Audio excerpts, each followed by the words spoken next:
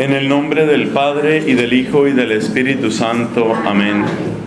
Dios te salve María, llena eres de gracia, el Señor es contigo. Bendita tú eres entre todas las mujeres, bendito es el fruto de tu vientre, Jesús.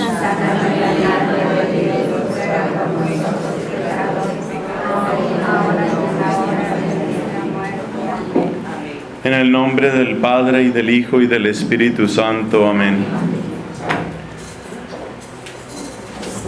Hoy estamos en el día de análisis de la realidad de la obediencia. Hemos encontrado primero unos síntomas de lo que hemos llamado una crisis en la obediencia. Y luego hemos visto de dónde surge esa crisis. Básicamente la respuesta es que en la medida en que nos separamos del misterio de la cruz de Cristo, es decir, de una mirada bíblica y teológica del lugar de la cruz de Cristo, entonces se va imponiendo una mirada pragmática. Y la mirada pragmática de la obediencia es que la obediencia es simplemente una manera de organizar la gente. Pero en la mirada pragmática el poder reposa en el pueblo, el poder reposa en la gente. Y es la gente, es el pueblo el que le da una cuota de ese poder a sus gobernantes, a sus representantes. Por lo tanto, es el pueblo también el que sigue conservando la primera autoridad. En la visión bíblica y teológica, lo que sucede es que hay unos que son los testigos, que a través de su testimonio convocan al pueblo. De modo que desde el principio la iglesia es jerárquica. Todo radica entonces en cuál es el testimonio, cuál es el mensaje de esos testigos. Y el mensaje de esos testigos es la Pascua. El mensaje de esos testigos se resume en la grandeza del amor que se ha desplegado en la cruz de Cristo y cómo ese amor no ha caído en el vacío, no ha quedado en el sepulcro, sino que se levanta victorioso en la resurrección. Hasta ahí vamos. Ahora seguimos. La mejor manera, considero yo, de seguir es hacer un contraste entre lo que hemos anunciado ya, es decir, la visión mundana y la visión teológica de la obediencia. Yo creo que si esta parte nos queda clara, prácticamente ya está dado el fruto de estas jornadas. La visión mundana, o la que estamos llamando mundana de la obediencia, es la consecuencia de la visión pragmática. Si se toma esa postura pragmática de la obediencia, que es simplemente para organizar la gente, entonces llegamos a una visión mundana. Vamos a tratar, con el favor de Dios, vamos a plantear aquí un contraste entre esa visión que estamos llamando mundana y la visión teológica. La visión teológica la escribimos aquí, y acá en la primera columna tenemos la visión mundana. Observemos lo siguiente. Uno de los síntomas que mencionábamos en la primera reunión de hoy, síntomas de la crisis de obediencia en la que estamos, es el hecho de que se dé un falso pluralismo. ¿El falso pluralismo en qué consiste? En que todos son opiniones. Tú consideras eso, pero esa es simplemente tu visión de las cosas. Eso es lo que tú piensas, yo pienso otra cosa. El falso pluralismo convierte la verdad, o pasa de la verdad a un haz de opiniones. Para el falso pluralismo no existe propiamente una verdad. De hecho, se considera peligroso que exista una verdad. Porque si existiera una verdad sería vinculante, sería obligatoria. Entonces, la visión mundana de la obediencia parte de que no hay una verdad, que sea normativa, sino que lo que hay es una cantidad de opiniones, y todas esas opiniones serían igualmente válidas. Esto es lo propio de la visión mundana. Fíjate que es lo propio también de lo que hemos llamado la visión pragmática. ¿Por qué? Porque cuando nosotros hablamos de que es el pueblo el que le da autoridad a sus representantes o a sus gobernantes, quiere decir que la opinión de cada persona es determinante. Si un grupo de esas personas toman una determinada línea, esa es la que se va a imponer. Entonces, la única noción de verdad en la que se cree cuando se trata de una aproximación que estamos llamando mundana, es que el concepto de verdad queda reemplazado por el concepto de mayoría. Cuando una mayoría de opiniones va en una dirección, entonces eso es lo que rige. Observemos que este es el pensamiento que la gente ya tiene en muchas cuestiones morales. Si una mayoría aprueba el aborto, si el aborto se vuelve legal, ya la gente no se hace problema con eso. Ya es legal. Si el Congreso, si el Parlamento aprueba el matrimonio entre personas del mismo sexo, ya no debemos cuestionar, ya está aprobado. Es decir, que se reemplaza la verdad por un conjunto de opiniones y la fuerza de la verdad por la fuerza de la mayoría. Cuando una mayoría de opiniones va en una dirección, eso es lo que se toma como verdadero. Por supuesto, si luego las opiniones van en otra dirección, entonces también la nueva verdad será otra. Se va cambiando de verdad. Esta verdad funciona como las fases de la luna. Y eso se interpreta como algo perfectamente normal. Durante tu gobierno las cosas se hicieron así, pero ahora va a venir otro gobierno que hace al contrario. Después, si ustedes quieren, volverán a hacer como ustedes quieren. La alternancia, el cambio, las fases, el movimiento pendular se ve como una cosa natural dentro de la política democrática y empieza a verse como una cosa normal dentro de la iglesia. Así, por ejemplo, en algunos sectores de España se ve como perfectamente natural que haya esos cambios en el poder eclesiástico. Una parte del norte de España corresponde a lo que se llaman las provincias vascongadas o el País Vasco. Y ahí hay todo tipo de obispos. Entonces hay obispos que han sido fuertemente vascos en su pensamiento, pro-independentistas, hasta el punto de casi darle un aval, un respaldo a la acción terrorista de ETA. ETA es la organización militar, principalmente guerrillera, a veces con un brazo político que promulga o que promueve la independencia del País Vasco. Entonces hay obispos que son favorables, pero después llega otro obispo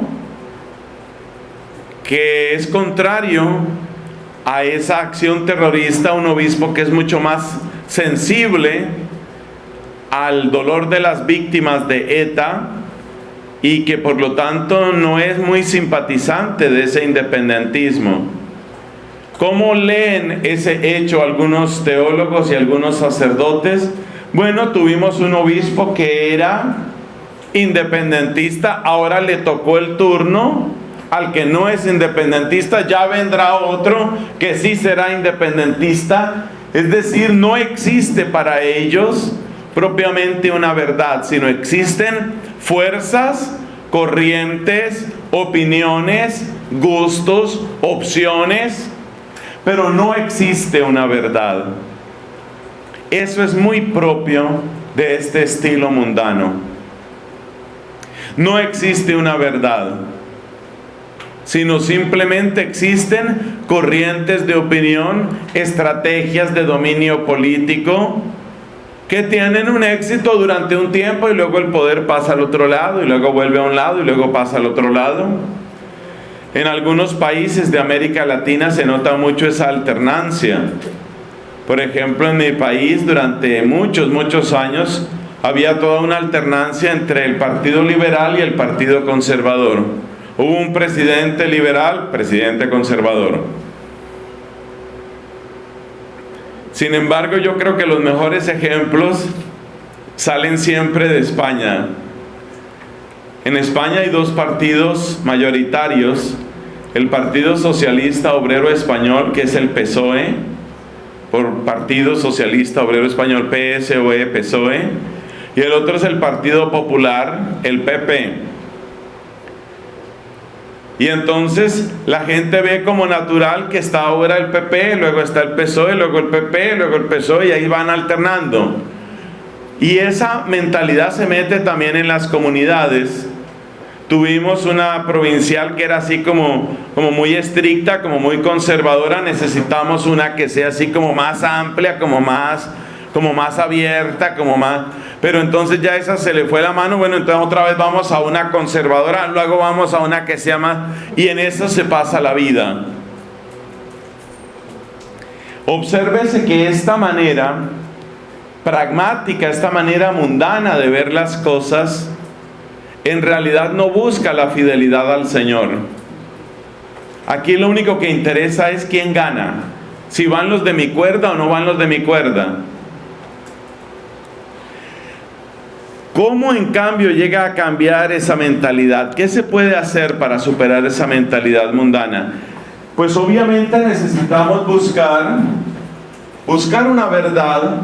¿Qué tipo de verdad necesitamos? Esa verdad es cuál es el bien común y cuál es la fidelidad al Señor. Esos son los dos criterios grandes de una obediencia vivida en clave teológica. Lo que interesa para una provincia no es si están las de mi cuerda o no están las de mi cuerda, las que me apoyan o las que no me apoyan, las que me quieren o las que no me quieren. Lo que interesa es, para esta comunidad en su situación actual, cuál es la manera de ser fieles al Señor y cuál es la manera de buscar el bien común. Entonces, los dos criterios que vamos a poner aquí en contraste con lo que se dijo de la visión mundana son fidelidad, la fidelidad al Señor, por supuesto, y la búsqueda del bien común.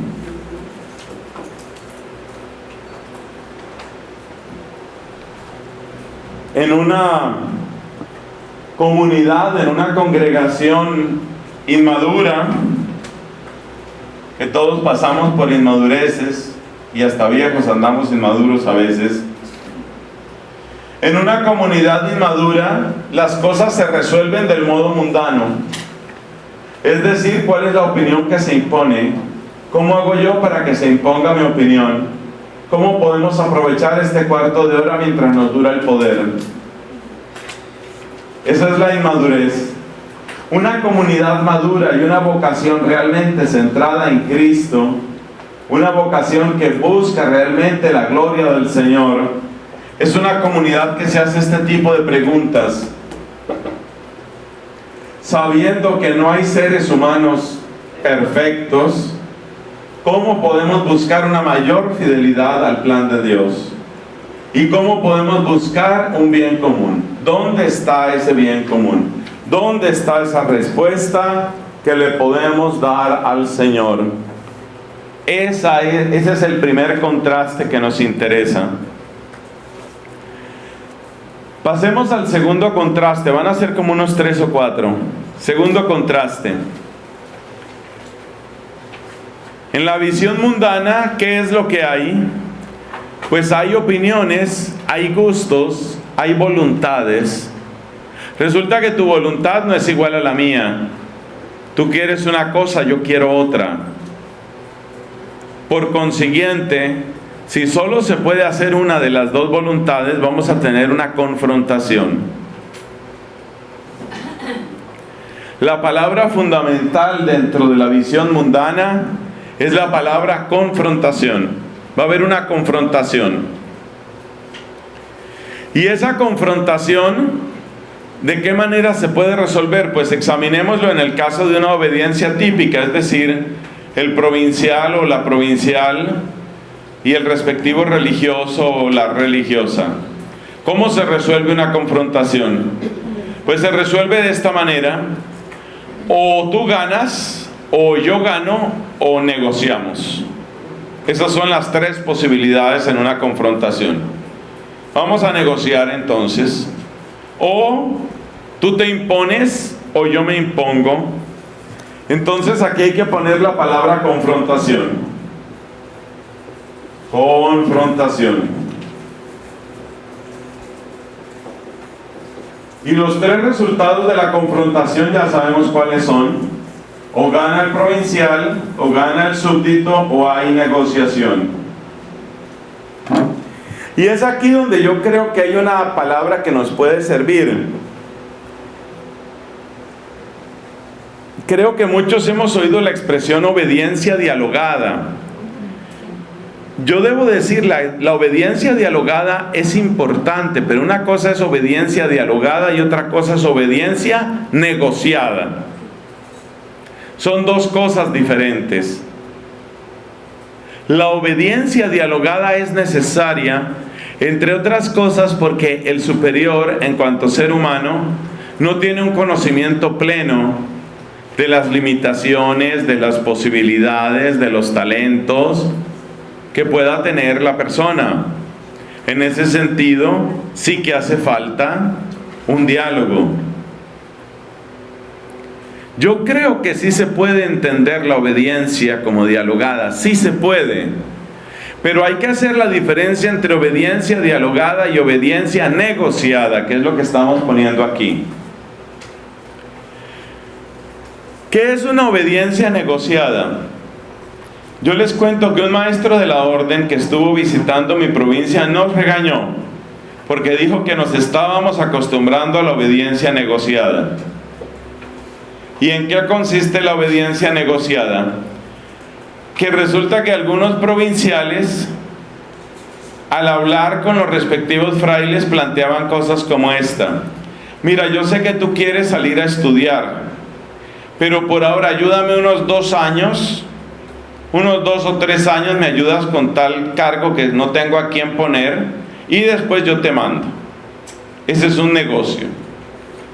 Es decir, tú aceptas este cargo que nadie quiere, tú aceptas este lugar que nadie quiere, y si te portas bien te doy tu zanahoria. Si te portas bien te doy tu premio. Esa es la obediencia negociada. Desde una perspectiva mundana, es la única manera, llamémosla civilizada, de salir de una confrontación, que haya una especie de negociación.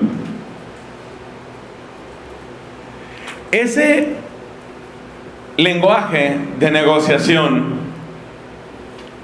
tiene mucho que ver con lo que hemos conocido en Colombia con la guerrilla.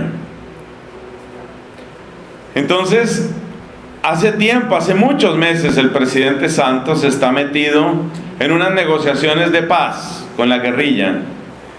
La guerrilla anunció una tregua mientras las negociaciones, pero durante la tregua la guerrilla pues seguía haciendo tal cual secuestro y seguía atacando tal o cual patrulla del ejército con muertos. Eso en la tregua. La tregua terminó hace 2 o 3 días, la tregua que la misma guerrilla había dicho, y para celebrar el final de la tregua pusieron una bomba en un pueblo, para que se supiera que se había acabado la tregua. Entonces el gobierno está negociando con los guerrilleros. Y básicamente, ¿en qué consiste la negociación? Pues consiste en que nosotros no vamos a pagar cárcel. Usted no nos va a meter a nosotros a la cárcel. Si usted pretende meternos a la cárcel, entonces se acaban los diálogos de paz. Es decir, nosotros podemos seguir hablando de paz, pero en la medida en que usted nos asegure que no solo no va a haber cárcel para nosotros, sino que nosotros vamos a tener representación en el Congreso de la República de Colombia. Si nosotros vamos a tener representación, si vamos a tener una tajada del poder, es posible seguir hablando de paz. Para algunos colombianos ese es un precio demasiado alto, porque ya no solo se trata de impunidad ante manifiestos crímenes, sino que se trata también de darles una tajada en el poder, una tajada en el poder legislativo. Ese es el lenguaje de la negociación. Fíjate que es un lenguaje que prescinde por completo de la verdad. Oiga, y los crímenes realizados, esto que sucedió en una población del departamento del Chocó en Colombia, cuando la gente aterrorizada se encerró en una iglesia, entonces los guerrilleros llenaban de explosivos tipo dinamita unos cilindros de gas y los tiraban y despedazaron a la gente con la iglesia. ¿Y qué pasa con eso? Pues eso no interesa, eso es parte de las acciones de guerra, eso queda así, eso no tiene más justicia para buscar. Entonces date cuenta, la lógica de la confrontación es esa. Pero hay algo más serio en la lógica de la confrontación, y es algo que está tomado del lenguaje de la política. Porque yo creo que ya te has ido dando cuenta que la versión mundana de la obediencia es pura política. Es la entrada de la política, o si digo mejor, la entrada de la politiquería en la iglesia. Esa es la obediencia mundana. Es la entrada de la politiquería. Y todas estas son estrategias de politiquería. Eso de las opiniones, eso de buscar la mayoría, eso de la confrontación, la negociación, todas esas son estrategias de politiquería. ¿Qué es lo más grave en el lenguaje de la confrontación de opiniones? Lo más grave es que cuando un sindicato quiere presionar al gobierno o quiere presionar al dueño de la empresa, al empleador, cuando el sindicato quiere presionar al empleador, hay una cosa que tienen clara los dirigentes gremiales, los dirigentes sindicales, y es que ellos no pueden ceder un solo milímetro. Es decir, la lógica de la confrontación es también la lógica de la obstinación. Yo tengo que seguir en mi propia línea. No interesa si eso es verdad o es mentira, si eso es bueno o eso es malo, si eso es útil o si eso es inútil. Yo tengo que seguir mi línea. Caiga quien caiga, pase lo que pase, yo tengo que seguir mi línea. Como le pasa, desgraciadamente, al Partido Socialista Obrero Español, PSOE, en el tema del aborto. Es lamentable lo que está sucediendo en España en estos momentos. Resulta que el ministro de Justicia plantea una reforma de la ley de aborto que hace más difícil, no hace imposible, hace ligeramente más difícil abortar en ciertos casos. No es una verdadera ley la que propone el Partido Popular, el PP, no es una verdadera ley de defensa al feto, al embrión humano, no. Simplemente hace un poquito más difícil abortar. Es muy poco, como victoria en la lucha pro vida, es muy poca victoria, es nada. Pero los del PSOE tienen que permanecer firmes en que su ley abortista es la única que tiene que imponerse. Entonces ya empiezan a hacer promesas electorales de que en caso de elecciones ellos van a devolver la ley de aborto para que sea más fácil abortar. Ojo, yo no estoy diciendo que el Partido Popular sea pro vida. Ya quisiera yo que hubiera un buen partido pro vida en España y en todas partes. No, el Partido Popular es una vergüenza en muchos aspectos en España, pero creo que el ejemplo viene al caso. El solo hecho de que el Partido Popular haya ablandado una ley, no la quitó, la ablandó ligeramente, no fue gran cosa. Pero el Partido Popular ablandó ligeramente una ley que el PSOE había hecho. Entonces ahora el PSOE dice: deje que nosotros volvamos al poder y volvemos a poner esa ley donde estaba, para que sea más fácil abortar, para que sea libre, para que sea gratuito el aborto, como tiene que ser para todas las españolas. A ver, las españolas, aplaudid, porque aquí estamos promoviendo los derechos reproductivos de la mujer. Esa es la desgracia del partido político que existe en España. Bueno, el PSOE sale con esas y les hacía ver con toda sabiduría, un obispo, Reik Pla, se llama Reik Pla, les hacía ver con claridad: oiga, ¿a ustedes no les interesa la vida humana? ¿A ustedes no les interesa lo que diga la ciencia, lo que diga la biología, lo que diga la genética? Porque por supuesto la genética va a decir que lo que está dentro del vientre de una mujer es un ser humano vivo, el cual es asesinado en el aborto voluntario. Y decía el obispo: a ustedes no les interesa ni la biología ni la genética, solo les interesan sus votos. Y esa es una ley electoral. El que está en una contienda no puede rajarse, expresión mexicana que me gusta. El que está en una contienda, el que está en una confrontación, tiene que mantenerse fiel a su línea, caiga quien caiga, y al enemigo ni agua. Hay que mantenerse firme en lo de uno. Por supuesto, esa firmeza no tiene nada que ver con la verdad. Es simplemente la imposición de una postura. La exacerbación de esta visión mundana va llevando a la imposición de una postura. Entonces aquí hay que poner la palabra obstinación. La obstinación es una virtud política increíble. Eso lo sabe muy bien el secretario del Partido Socialista Español, de apellido Rubalcaba. Un desastre de político. Un desastre. Por eso, porque no interesa la verdad. Lo que interesa es cómo aseguro yo una postura, unos votos. Rubalcaba se llama. Entonces la obstinación es una virtud del politiquero. Yo he sido fiel a mi línea. Caiga quien caiga, suceda lo que suceda, yo sigo por mi línea, yo voy con lo mío, yo a lo mío. Y al enemigo ni agua. Aquí a mantenerse. Porque esa es la única manera de sobrevivir en la jungla política. Es la única manera de sobrevivir. Frente a la mirada o a la política de la confrontación y a la mirada de la obstinación, frente a estas dos, ¿qué podemos escribir aquí? Es una palabra que casi suena ingenua en este momento. Tenemos que escribir la palabra diálogo porque esa palabra no puede desaparecer. Yo creo que la palabra diálogo es importante. Sí, tiene que haber diálogo. Pero además de diálogo, y esta es la palabra nueva que aparece aquí, tiene que darse conversión. Conversión es la palabra que no puede caber en la visión mundana.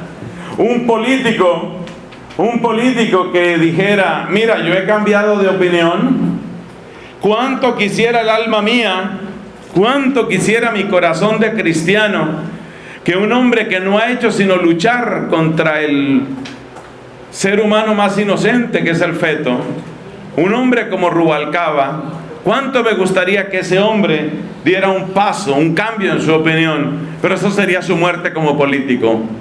El día que un político dice: mira, el PSOE tradicionalmente ha defendido el aborto libre y gratuito, pero yo he llegado a una conclusión: estamos matando seres humanos inocentes. Yo, por mi fe en Jesucristo que he recuperado, yo renuncio a esa posición de mi partido político y quiero invitar a todos los miembros del PSOE. Vamos a defender la vida inocente, vamos a defender la vida humana naciente. Ese día se muere como político. De inmediato lo sacan de patadas los demás del PSOE. Tú lárgate, tú eres un traidor. Porque la única fidelidad en la que creen los mundanos es la fidelidad de los intereses. Aquí la fidelidad es una fidelidad en búsqueda de la verdad y de la gloria de Dios.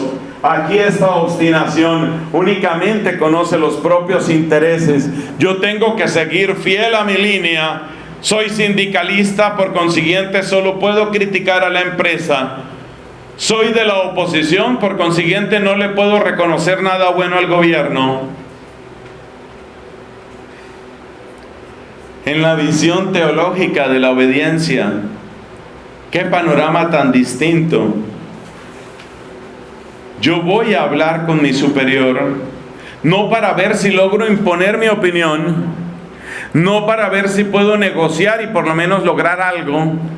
Yo voy a hablar con mi superior porque estoy buscando la verdad, la fidelidad a Dios, el bien común, y por consiguiente voy en una actitud de conversión. Por supuesto, lo mismo vale para el superior. Por supuesto, necesitamos que el superior tenga esa misma convicción. Si el superior tiene la idea de que yo tengo que salirme con mi programa de gobierno, caiga quien caiga, yo por mi línea, yo a lo mío, está cometiendo el mismo error. El superior tiene que tener una tremenda apertura. No puede partir de la base de que él conoce perfectamente a todos y que sus opiniones son las últimas. Lo mejor que le puede pasar a una comunidad es que del superior en adelante todos se pongan en ese camino de conversión. Las obras apostólicas a las que tal vez yo le tenía menos gusto o menos interés, eso tiene que cambiar en mi vida cuando yo soy elegido como superior. No pueden ser mis gustos. No pueden ser mis gustos, no puede ser la historia de mis preferencias la que se imponga. Entonces el superior tiene que ser el primero en mostrar que es capaz de evolucionar en su punto de vista, que es capaz de buscar realmente lo que es mejor. Y esa evolución que se da a un paso firme, con un paso firme, sereno, maduro, realmente inspira al resto de la comunidad por dónde tiene que ir. Yo creo que un gran maestro en esto de dar pasos es nuestro Padre Santo Domingo. ¡Qué hermosura! ¡Qué belleza de corazón de hombre! Como cuentan los biógrafos que reflexionaba largamente, escuchaba, consolaba a los frailes, conocía las distintas realidades, iba madurando en su opinión, y llegaba a tal punto de madurez que nos dicen los biógrafos, rara vez se contará que echó marcha atrás una decisión. Era firmísimo, pero no con la firmeza de la obstinación, sino con la firmeza del que ha hecho todo un camino de diálogo y de conversión, un camino de diálogo y de maduración.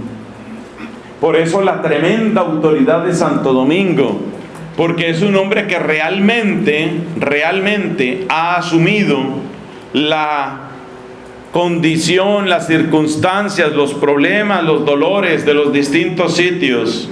Su palabra es una palabra acertada, una palabra ecuánime. La gente puede reconocer rápida y fácilmente, este hombre está buscando lo mejor. Ahí se va viendo el contraste. En la visión mundana solo existen opiniones, gustos y tendencias, y termina imponiéndose la mayoría. En la visión mundana hay una confrontación y la única manera de salir de la confrontación es negociemos. En la visión mundana es una virtud ser obstinado. Así uno esté en la mentira, así uno esté en el error, así uno esté en el pecado, eso no importa, hay que ser obstinados. Y hay un último punto que quiero mencionar dentro de esta visión mundana. Ese último punto es lo que criticó ya el Papa Francisco, los llamados lobbies, los colectivos. Eso ya se ha metido en la iglesia. En comunidades religiosas no lo veo tan presente, seguramente ya existe, pero en todo caso, aunque no esté en comunidades religiosas, ya existe en muchos otros sitios. ¿Un lobby qué es? La palabra colectivo la utilizan en España. El colectivo, el caso más típico es el colectivo LGBT. Los colectivos son los grupos de presión. Un lobby o un colectivo es un grupo de presión. Es decir, gente que tiene clara una agenda. Y una agenda es una serie de pasos legislativos y de acciones ejecutivas de acuerdo con una determinada postura. Entonces, por ejemplo, el lobby abortista es muy activo. El lobby abortista en todos los países, aquí por ejemplo en Perú, hay gente, ustedes se darán cuenta que cada vez que se vuelve a proponer algún tema de aborto, vuelven a salir las mismas personas. Esas personas no están solas, no actúan solas, se organizan, forman lo que se llama un grupo de presión.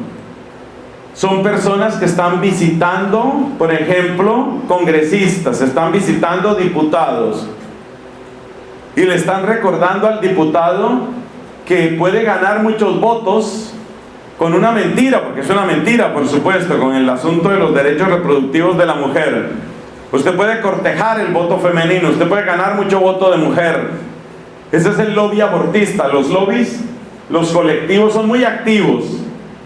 Son gente que sabe que tiene que actuar, y actuar es hacer visitas, hacer llamadas telefónicas, amenazar con distintas denuncias o procedimientos legales, demandas. Son muy activos, muy activos, y cuanto más financiados y cuanto más poderosos son, pues más activos se vuelven, por supuesto, buscando que los parlamentarios, que los diputados cedan a sus presiones. Eso es lo que se llama un lobby. Entonces se valen de cualquier recurso. Los principales recursos, ¿cuáles son? La visita, visitar a los diputados o hacerse presente por medio de correos electrónicos, amenazar con acciones legales, utilizar los medios de comunicación, presentar distintos tipos de encuestas y estadísticas, una y otra vez, y otra vez, y otra vez, porque ellos viven de eso. Hay poderosos grupos económicos detrás del lobby abortista. Hay poderosos grupos económicos detrás del lobby LGBT. Esa gente no actúa gratis. Hay poderosos grupos económicos. Y ustedes dirán, bueno, pero ¿a qué grupo económico le interesa eso? ¿Por qué la gente está tan interesada en que se aprueben leyes de matrimonio de mismo sexo y cosas de esas? ¿Quiénes son los que tienen tanto interés en eso? ¿Por qué hay tanto interés en eso? Hermana mía, porque eso produce muchísimo dinero. ¿Y de dónde sale el dinero? Mira, el dinero sale básicamente, o sale en primer lugar, de la industria de la diversión y de la industria turística. Ya este dato lo he comentado otras veces, no es un dato reciente, tiene ya unos años. Entrevistaban a un argentino. Se sabe que la cultura argentina ya tiene una cierta apertura, una cierta simpatía hacia el tema homosexual, ¿no? Sí. Ya el terreno ya está bastante abonado en Argentina. Y entonces un argentino puso un hotel que tiene esta etiqueta gay friendly, es decir, amigable con los homosexuales, con los gay friendly. Y esos establecimientos, los establecimientos que son amigables para la población homosexual, son establecimientos que de inmediato son reconocidos en las agencias turísticas en todo el mundo. ¿Por qué? Porque resulta que las parejas homosexuales, sean de hombres o de mujeres, suelen ser parejas en donde ambos reciben dinero, tienen mucha capacidad económica y tienen un apetito insaciable de diversión y de lugares exóticos y de paseo y de turismo y de pasarla bueno.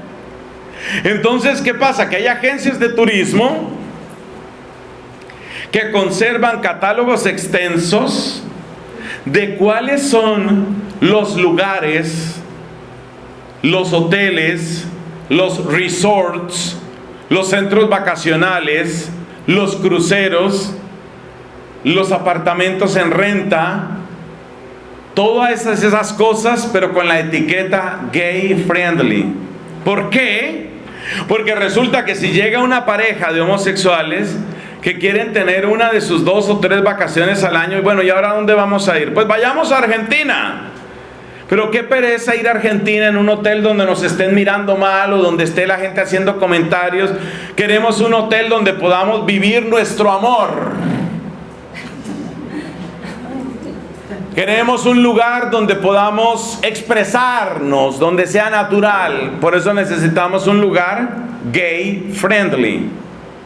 Entonces, ¿qué pasa? Que la agencia de viajes le dice, bueno, tenemos una oferta muy especial para ustedes. Se ha inaugurado en Buenos Aires este hotel. Es un hotel de 5 estrellas y es gay friendly. Usted se va a sentir completamente a gusto en ese lugar. Usted va a encontrar una atención de máxima calidad. Por supuesto, es un perfil de cliente que puede pagar muy bien. Entonces entrevistaban al director de este hotel, al dueño del hotel. ¿Usted por qué hizo eso? Básicamente la respuesta de él fue muy clara y muy honesta. Esto produce más dinero. El perfil del cliente gay deja entre 10 y 11 veces el dinero que deja una pareja heterosexual. 10 y 11 veces. Imagínate la multiplicación de los ingresos. ¿Y por qué? ¿Por qué produce tanto dinero? Porque cuando un papito viaja con una mamita y viajan con los 3 hijitos, el presupuesto va medido. Todo papá y toda mamá, a menos que estén ganando toneladas de dinero, saben que tienen que medirse y tienen que ir poco a poco. Así era en mi casa, seguramente así era en tu casa también. Cuando una familia tiene 3, 4 hijos, tiene que ir tasando y midiendo los gastos. La gente gay no tiene límite en los gastos. De hecho, una de las maneras de expresarse su amor, que es inagotable y que va a durar para siempre, aunque para siempre en promedio son 18 meses, esa es la estadística. La relación gay en promedio dura 18 meses, pero es para siempre. Entonces la manera de atrapar, de mantener a la pareja agarrada, la manera de mantener a la pareja convencida es gastarle mucho dinero, porque realmente lo que les une es el placer de estar juntos, el placer de pasarla bueno. Entonces hay que gastar mucho dinero y ambos ganan dinero. Entonces tenemos a 2 personas con un alto perfil de ingreso económico, 2 personas ávidas de experimentar cosas raras y costosas y 2 personas con ganas de invertir dinero en la otra persona. Multiplica todo eso y ahora entiendes por qué es un negociazo el mundo gay.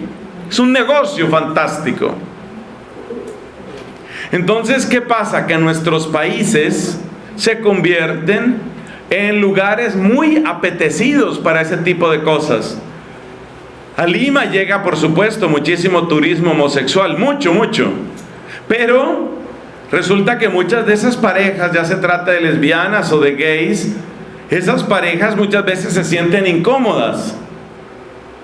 Porque sus excesos, y en el caso del hombre sus amaneramientos y los comportamientos de ellos resultan extraños y chocantes para otras personas. Por eso ellos andan buscando entornos donde nadie los juzgue, donde puedan expresar todo su placer y toda su vida. Y por eso es un negocio tan grande poner sitios gay friendly. Hecha esa explicación, volvamos a lo nuestro. Entonces, ¿por qué? ¿De dónde sale el dinero? Te puedo asegurar que en Noruega, en Alemania, en Suiza, en Francia, en España, es decir, sobre todo Europa Occidental, hay decenas y decenas de agencias turísticas que están esperando que se liberalicen, entre comillas, las costumbres en Perú. Si en Perú se hiciera una inyección de turismo y hubiera por lo menos unos 10, 12 hoteles en Lima que fueran gay friendly, esas agencias estarían felices porque ahora pueden poner en su portafolio de propuestas turísticas para ese tipo de población, que es una población que deja mucho dinero, pero mucho dinero, ya pueden ofrecerles Perú. Perú gay, ya te lo tenemos listo. Mira, yo sé que a ti esto te puede interesar, entonces te tengo esta oferta, te tengo estos hoteles, te tengo estas playas. Entonces hay toda una presión internacional, una presión que es fundamentalmente económica, una presión porque detrás de eso está el que construye el hotel, está el que aprueba, está lo que en Colombia se llama curaduría urbana, están los interventores de las construcciones. Todo lo que sea inversión económica de ese tamaño le interesa a mucha gente. ¿Y qué está frenando esa inyección económica? Esa institución retrógrada que se llama la Iglesia Católica. Esos principios morales retrógrados de la Iglesia Católica son los que no dejan que muchas veces avance a buen paso la transformación del mundo en un gigantesco casino y hotel gay. Por eso es tan fastidiosa la iglesia. Es una de las razones. Entonces, detrás de todos estos asuntos hay poderosísimos negocios. Lo mismo lo del aborto. Lo del aborto es un negocio impresionante, porque resulta que cuando se llega al PSOE, a lo que tenía el PSOE en España y que todavía sigue vigente en su mayor parte, es una vergüenza para la humanidad lo que sucede en España y en muchas otras partes del mundo. Resulta que los abortuarios, una vez que el aborto es declarado libre y gratuito para la persona, quiere decir que ¿quién lo paga? El Estado. Así como lo oyes, el Estado español paga los abortos. Y si el Estado español paga los abortos, ¿eso qué quiere decir? Que le está pagando un sueldo fijo a enfermeros, enfermeras y médicos que están realizando esos asesinatos. ¿Eso qué quiere decir? Eso quiere decir que esas personas están recibiendo ese dinero. Eso quiere decir que los impuestos de los españoles sirven para pagar a la gente que está matando niños. Eso es lo que quiere decir. Entonces, la aprobación del aborto libre y gratuito se traduce ¿en qué? En que centenares y centenares de personas van a tener un sueldo fijo. Su sueldo va a consistir en triturar con pinzas a fetos humanos, despedazar con tijeras y sacar esa masa sanguinolenta del vientre de una mujer. Pero por eso les van a pagar. Y a ellos parece no importarles eso. Su casa está teñida de sangre. Han educado a sus hijos con sangre de fetos, pero los han educado y llevan una vida de alto nivel económico.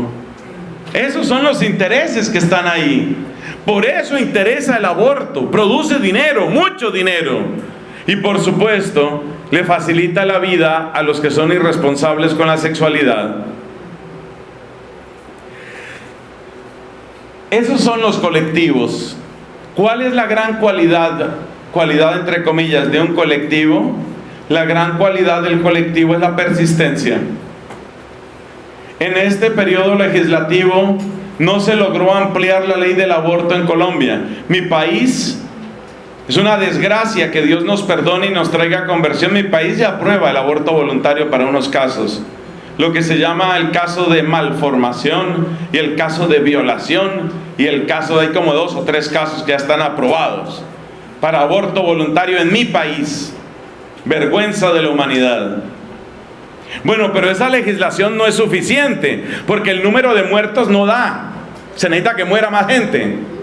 Porque claro, cuanto más mueran, entonces más médicos y más enfermeras están recibiendo su sueldo. Es un sueldo asqueroso, es un sueldo maldito, pero es sueldo, es plata. Y si es plata, si sea plata por matar, es plata. Esa es la lógica que hay detrás de esto. Entonces, ¿qué pasa?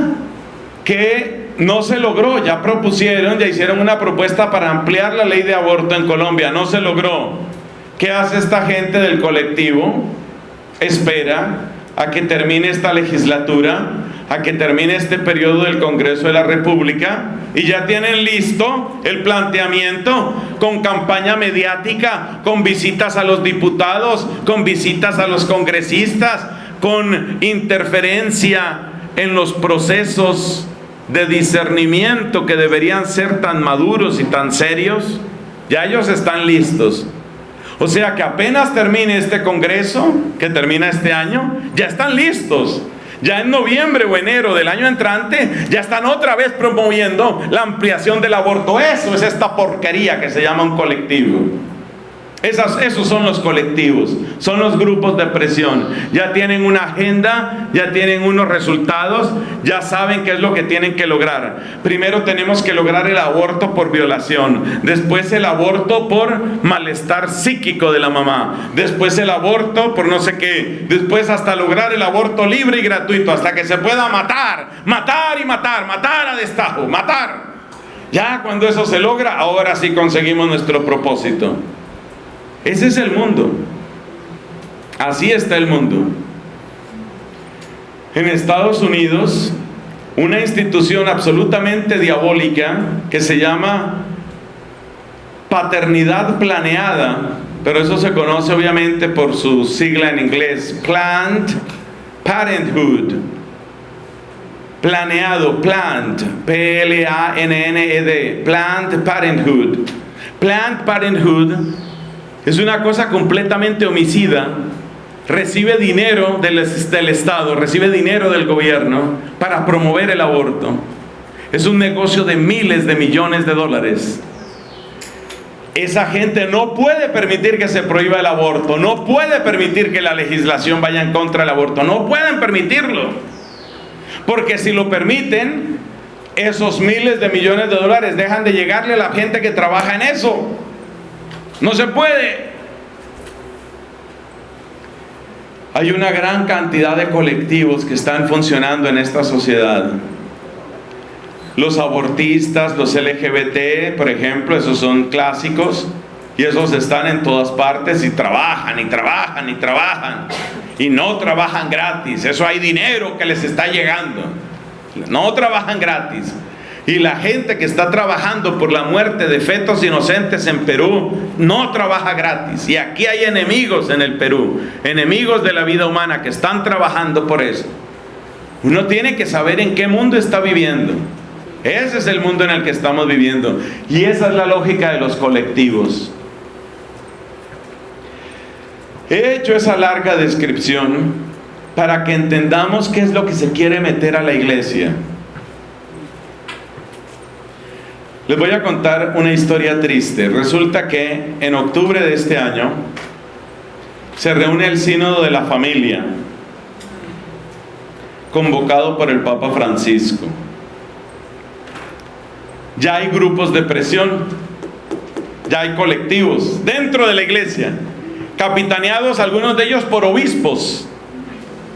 Obispos, así como lo estás oyendo. ¿Obispos de qué país? Fundamentalmente de Alemania. Obispos alemanes capitaneando ¿qué? Obviamente ellos no van a aprobar, no se trata del aborto, no se trata de matrimonio homosexual. No, pero ellos tienen unos 2 o 3 temitas, algunos obispos alemanes, y detrás de ellos un pequeño ejército de teólogos, sobre todo alemanes, teólogos del norte de Europa, un pequeño ejército. ¿Cuáles son las posturas de ellos? Que hay que aprobar la Sagrada Comunión para divorciados vueltos a casar. Ya ellos están moviendo sus fichas para que cuando llegue el sínodo en octubre de este año, la iglesia dé un paso de apertura, llaman eso. Una apertura. En nombre de la misericordia, que se permita a los divorciados vueltos a casar que comulguen. En nombre de la misericordia. Hay sacerdotes, y no son 2 o 3, son decenas de sacerdotes. Hay obispos, y no son 2 o 3, no sé cuántos, pero no es 1 ni 2.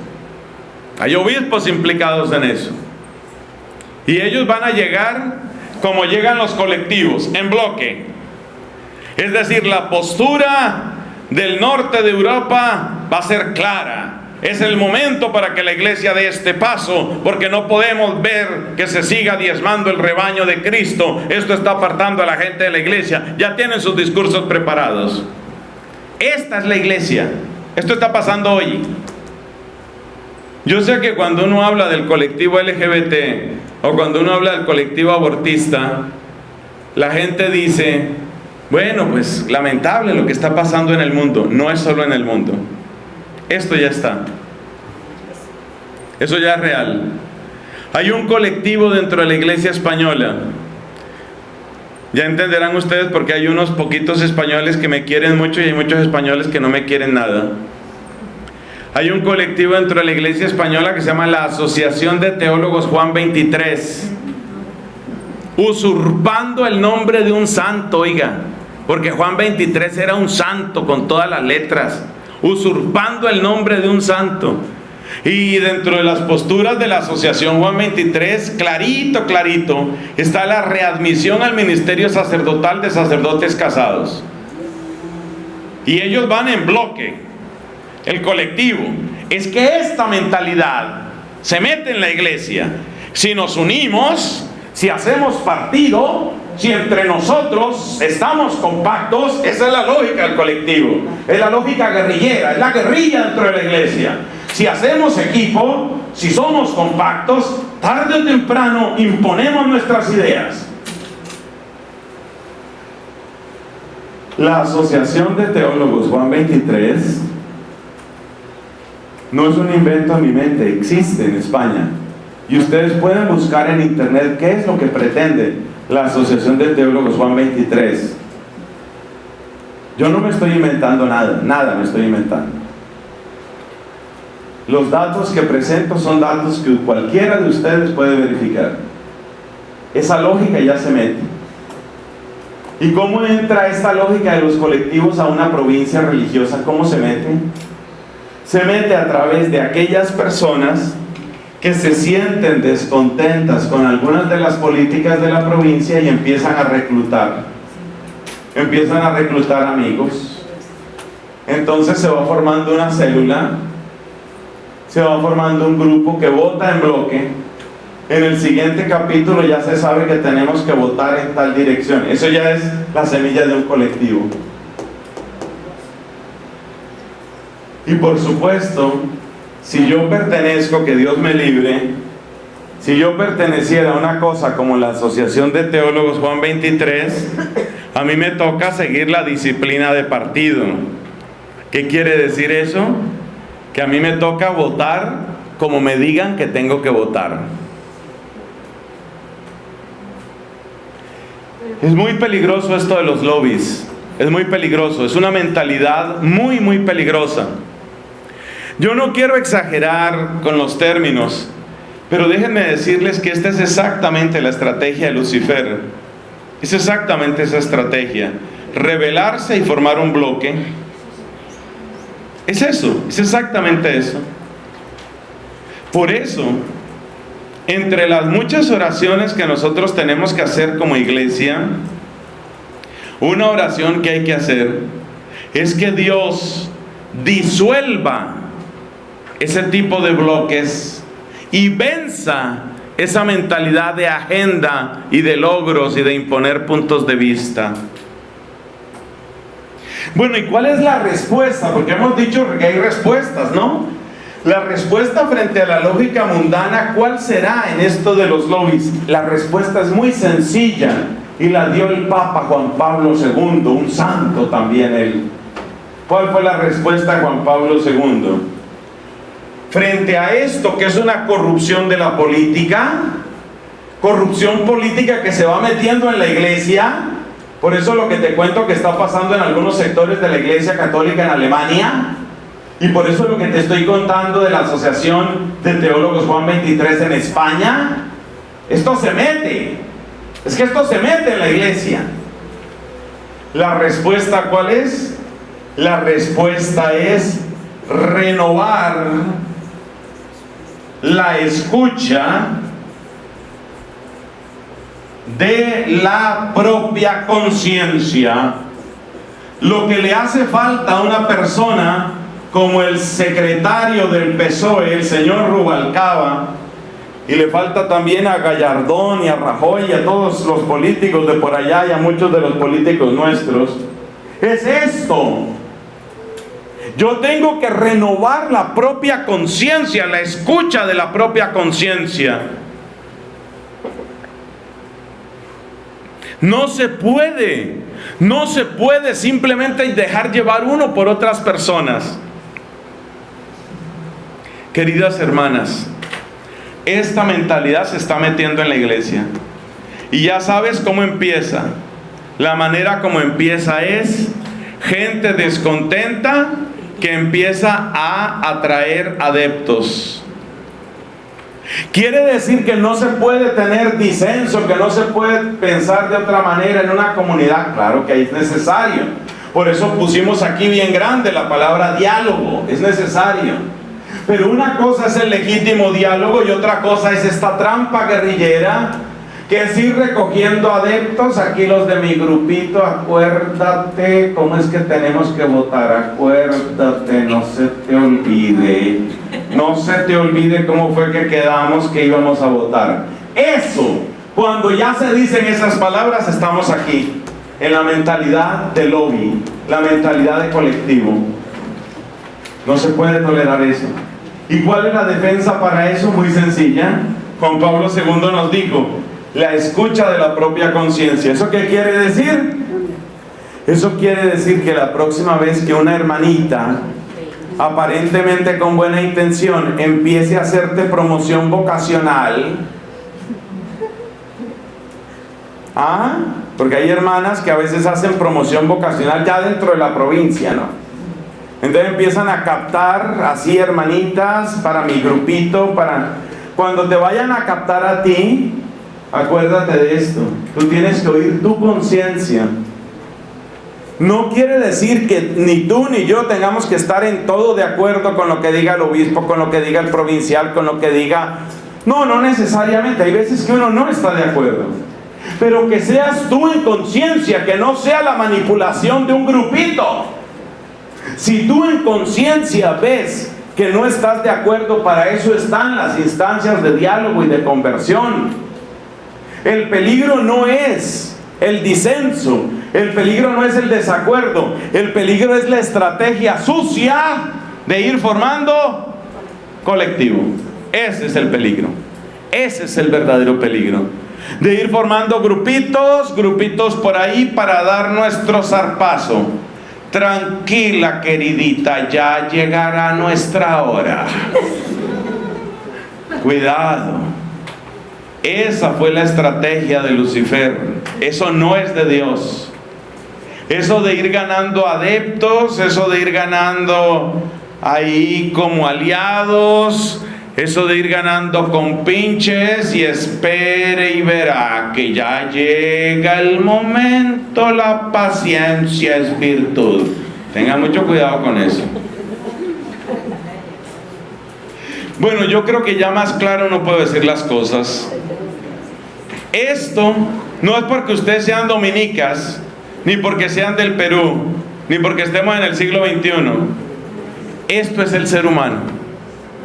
Esto pasa en hombres, en mujeres, en Colombia, en Canadá, en Taiwán y en Italia y en Perú.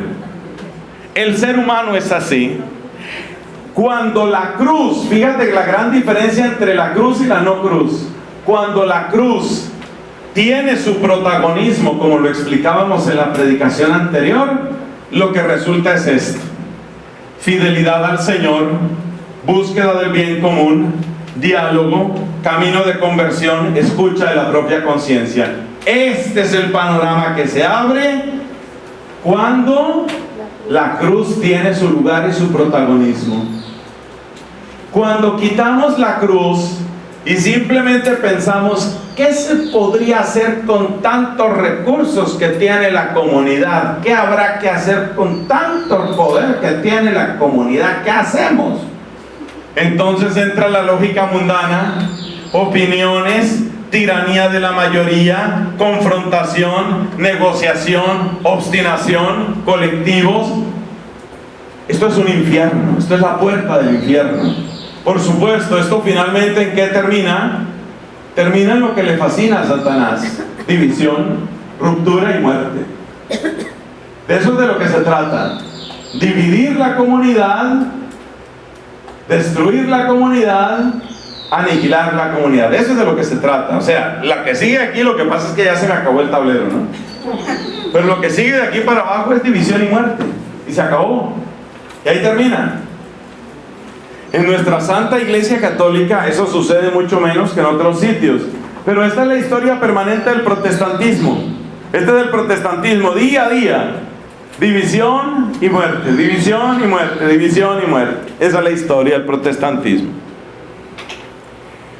Bueno, yo creo que ahí hemos adelantado bastante en lo que es el análisis de la situación de la obediencia. Fíjate, hemos presentado unos síntomas. Hemos presentado el centro del problema, creo yo, que es la actitud ante la cruz. Y hemos visto cómo frente a la cruz salen dos posturas: o la postura mundana, si le damos la espalda a la cruz, o la postura teológica, si le damos su verdadero sitio. Gloria al Padre, al Hijo y al Espíritu Santo. Como era en el principio, ahora y siempre.